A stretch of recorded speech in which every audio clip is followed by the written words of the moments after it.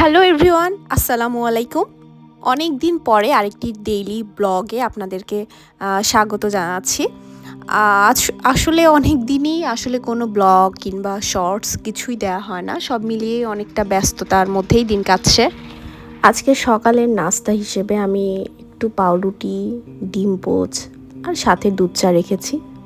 As usual আমি সকালে আসলে এগুলোই খাই, আর সাথে একটা ফল রাখার চেষ্টা করি। আজকে যেমন ড্রাগন ফল খাচ্ছি। আসলে বিসিএসের পরে কোনো আপডেটস আসলে দেওয়া হয়নি, ভাবলাম একটু আপডেট শেয়ারও করি এবং একটা ডেইলি ব্লগও শেয়ার করি।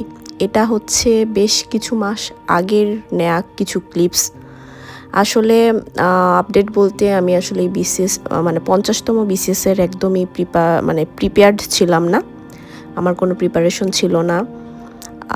কারণ ইতিমধ্যে আপনারা হয়তো জানেন যে আমি মাস্টার্স ফাইনাল দিচ্ছি, আমার ডিপার্টমেন্টে এখন ফাইনাল এক্সাম চলছে। তাই এখন আমি পুরোটা পড়াশোনার ফোকাস দিচ্ছি মাস্টার্সের ফাইনালের জন্য। আর আসলে এটা কিন্তু আমাদের জীবনের একাডেমিক জীবনের একটা শেষ ডিগ্রি বলতে গেলে, যারা ফার্দার আরও ডিগ্রি নেবে, যেমন ডাবল মাস্টার্স অথবা পিএইচডি, সেই বিষয়টা আলাদা। তবে আমাদের দেশের প্রেক্ষাপটে কিন্তু মাস্টার্সটাকে একটা উচ্চতর ডিগ্রি হিসেবে ধরা হয়। তো এই স্টেজে এসে আসলে আমি একদম মাস্টার্স ছেড়ে দিয়ে চাকরির পড়াশোনাটাকে আমি ঠিক আমার কাছে এটা প্রায়োরিটি পায় না। এজন্য আসলে 50তম বিসিএসে আমি ডিসেম্বরেই সিদ্ধান্ত নিই যে আমি এটাতে অ্যাটেন্ডই করব না, আর অ্যাটেন্ড করলেও সেটা এমনি জাস্ট ফর দ্য এক্সপিরিয়েন্স এমনি যেয়ে দিয়ে আসবো। আচ্ছা, এটা আপনারা দেখেই বুঝতে পারছেন, এটা বেশ কিছু মাস আগের আসলে একটা ব্লগ। এই যে 6ই ডিসেম্বরের এই দিনে আমি আসলে সারাদিন যা যা পড়েছিলাম সেটারই একটা ওভারভিউ আসলে এই ভিডিওটা, এবং আমি আমার আপডেট জানানোর জন্য আসলে এই ভিডিওর ক্লিপগুলো ইউজ করেছি আসলে। তো আমি ওই দিন সকালে উঠে আমার পড়ার শুরুতেই আসলে পেপারস রেখেছিলাম। আর আমি পেপার সাধারণত যা যা পড়ি একটু বলি। যেমন বণিক বার্তা খুব ভালো। বণিক বার্তার কিছু পেজ, যেমন যে সম্পাদকীয় পৃষ্ঠাটা, সেটা কিন্তু ভীষণ ভালো, অনেক তথ্যবহুল জিনিস থাকে। আমি প্রথম আলোর পাশাপাশি বণিক বার্তাটা পড়ে থাকি, এরপরে আন্তর্জাতিক বিষয়াবলী পড়ছিলাম। আচ্ছা, যেটা বলছিলাম আর কি, যে আমি আসলে এখন মাস্টার্সটাই দিচ্ছি, এবং মাস্টার্সটা পাশাপাশি যেটা করব সেটা আমি 51তম বিসিএসের জন্য খুব শীঘ্রই পড়াশোনা শুরু করব, এবং আমার ইচ্ছা আছে যে একদম 51তম বিসিএসটা আমি প্রিলি এবং রিটেন একই সঙ্গে প্রিপারেশন নেব।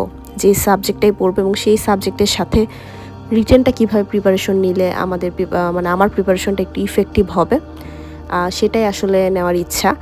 আর আমি আমার 51তম বিসিএস জার্নির শুরু থেকে একদম সব কিছু আমার ইচ্ছা আছে যে শেয়ার করার, যাতে করে আপনাদের একটু হলেও উপকার হয়।